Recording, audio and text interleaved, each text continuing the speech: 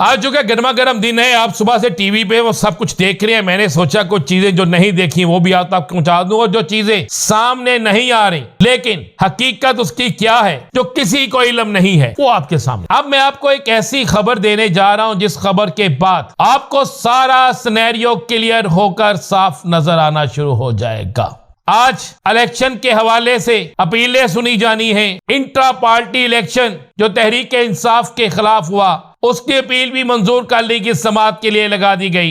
Election के boycott की धमकी दे दी गई है। इलेक्शन 2024 के बाईकाट की धमकी दे दी गई है। ये किसने धमकी दी है ये आपको मैं बताता हूं।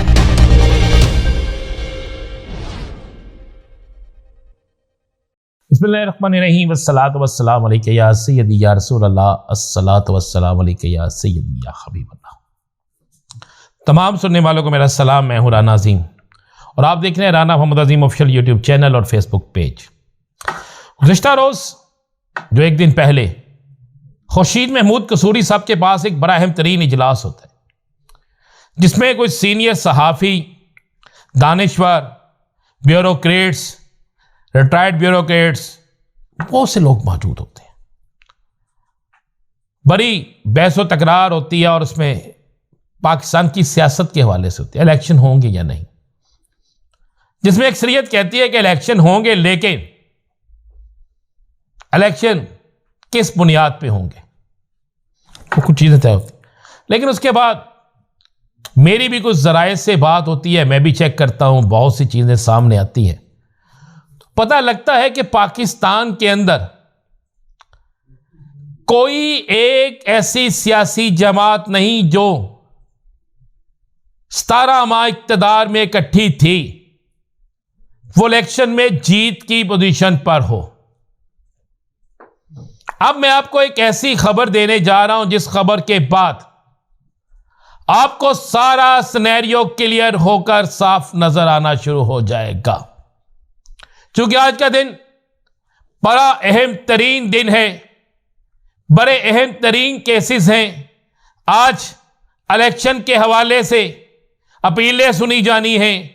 इंट्रा पार्टी इलेक्शन जो तहरीक इंसाफ के खिलाफ हुआ, उसकी अपील भी मंजूर कर ली की समाअत के लिए लगा दी गई।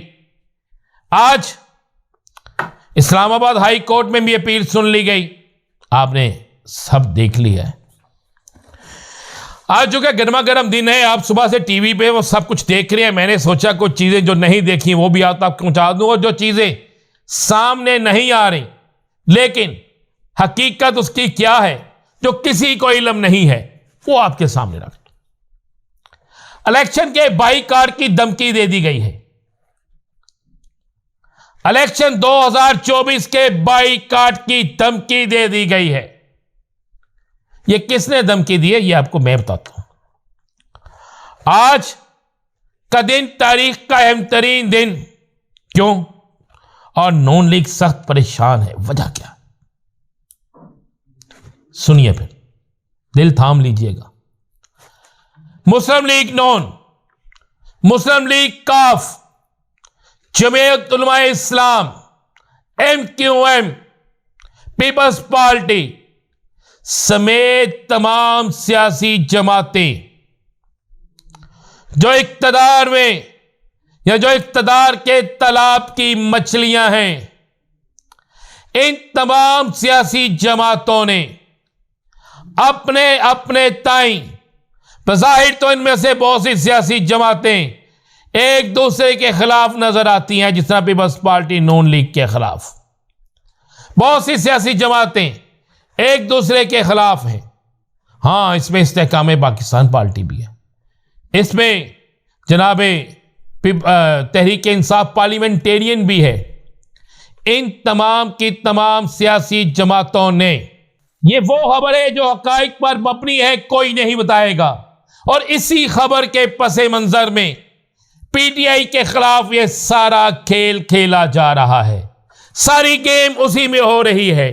खबर यह है कि इन तमाम सियासी जमातों ने, बज़ाहिर ये एक दूसरे के खिलाफ है इनमें से कुछ जमातें, लेकिन इन जमातों ने किसी जगह या आपस में बैठकर या कुछ भी आप कह रहे, ये तय किया है कि अगर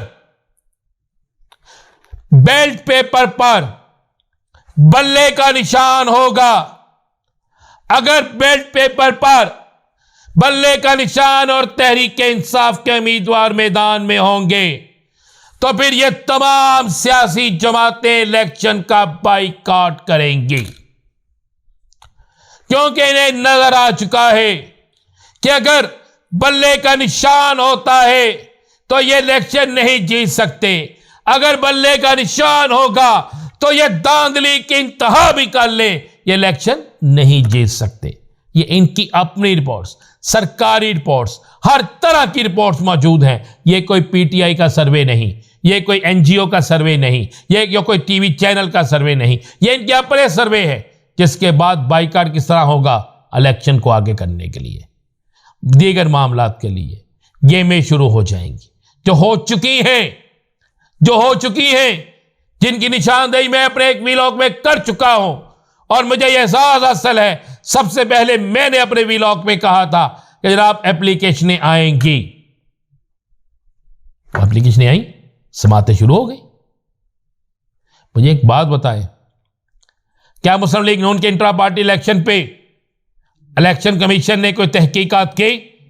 क्या मुस्लिम लीग, काफ, जमीयत उलमा इस्लाम, पीपल्स पार्टी और दीगर सियासी जमातों के इंट्रा पार्टी इलेक्शन में कोई ऐसा हुआ? तो सिर्फ इस पे ही क्यों? इसलिए खौफ, डर कि जीत जाएंगे कौन? तहरीक-ए-इंसाफ।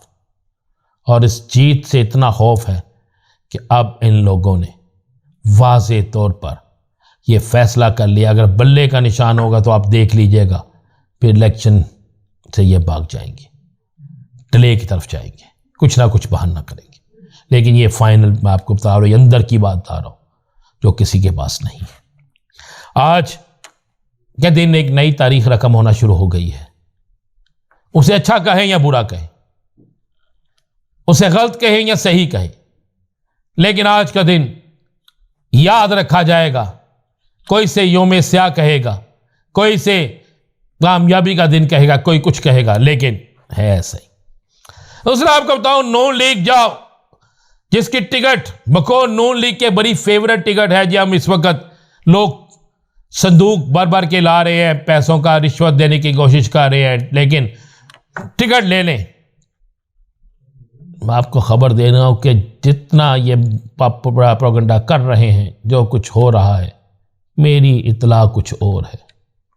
मेरी इत्तला यह है कि नून लीग शदीद परेशान है, और इस परेशानी की वजह, पहला डेंट पड़ गया इन्हें कराची में, दूसरा डेंट पड़ गया इन्हें शाहिदा खान अब्बासी की सूरत में पोटोहार में, तीसरा डेंट पड़ गया इन्हें नारोवाल, जफरवाल, शकरगढ़ में दानियाल अजीज की शक्ल में, और अब एक बड़ा डेंट मुस्लिम लीग काफ के साथ इत्तेहाद करने पर, सीट एडजस्टमेंट करने पर गुजरात और बहावलपुर में पड़ गया है। इनके लोगों ने, जिनको इन्हें वाज़े कह दिया है, पार्टी क़यादत को कहना शुरू कर दिया है कि ये क्या, और अगला डेंट कहां पड़ेगा जब ये एक और सीट एडजस्टमेंट करने जा रहे हैं, और किसके साथ? सुनने में आया कि तरीके इस्तेकाम पाकिस्तान के साथ। अगर वाकई ऐसा हो गया, अगर इलेक्शन होते हैं और ऐसा हो गया, तो फिर वो भी डेंट पड़ा पड़ेगा, क्योंकि वहाँ से भी इनके उम्मीदवार नाराज़ होंगे। ये बड़ी अहम तरीन खबरें थीं, और इन खबरों के बाद आपको तमाम हालात बदलते नजर आएंगे। इजाज़त दीजिए, अल्लाह हाफिज़।